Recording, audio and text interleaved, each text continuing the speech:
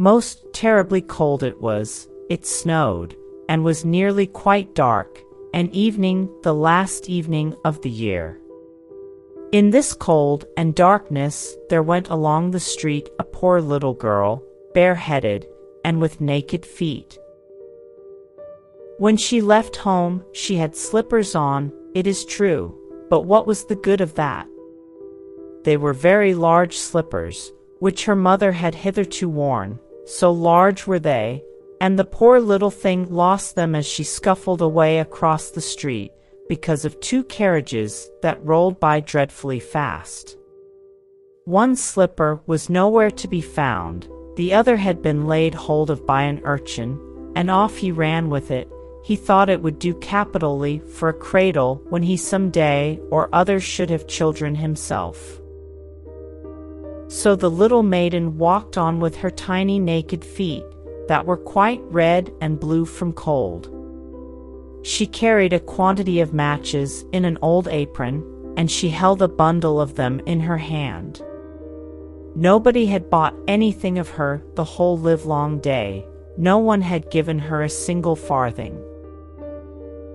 She crept along trembling with cold and hunger, a very picture of sorrow, the poor little thing. The flakes of snow covered her long fair hair, which fell in beautiful curls around her neck, but of that, of course, she never once now thought. From all the windows the candles were gleaming, and it smelt so deliciously of roast goose, for you know it was New Year's Eve. Yes, of that she thought. In a corner formed by two houses, of which one advanced more than the other, she seated herself down and cowered together. Her little feet she had drawn close up to her, but she grew colder, and to go home she did not venture, for she had not sold any matches, and could not bring a farthing of money. From her father she would certainly get blows, and at home it was cold too, for above her she had only the roof, through which the wind whistled, even though the largest cracks were stopped up with straw and rags. Her little hands were almost numbed with cold. Oh! A match might afford her a world of comfort, if she only dared take a single one out of the bundle, draw it against the wall, and warm her fingers by it. She drew one out.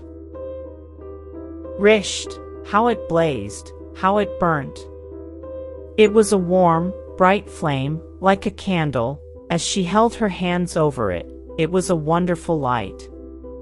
It seemed really to the little maiden as though she were sitting before a large iron stove, with burnished brass feet and a brass ornament at top.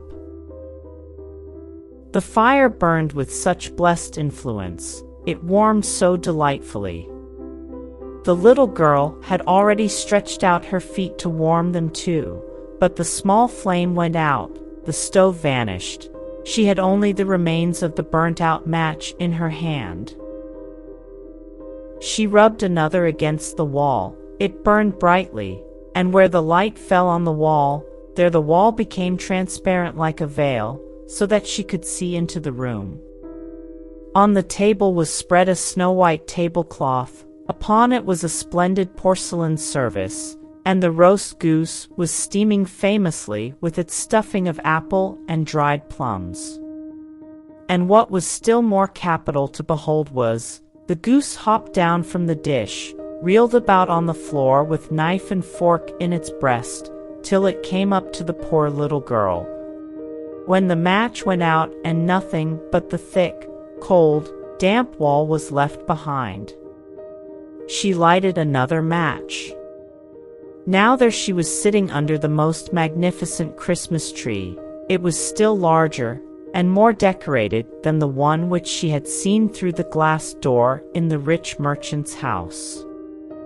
Thousands of lights were burning on the green branches, and gaily colored pictures, such as she had seen in the shop windows, looked down upon her. The little maiden stretched out her hands towards them when the match went out. The lights of the Christmas tree rose higher and higher, she saw them now as stars in heaven.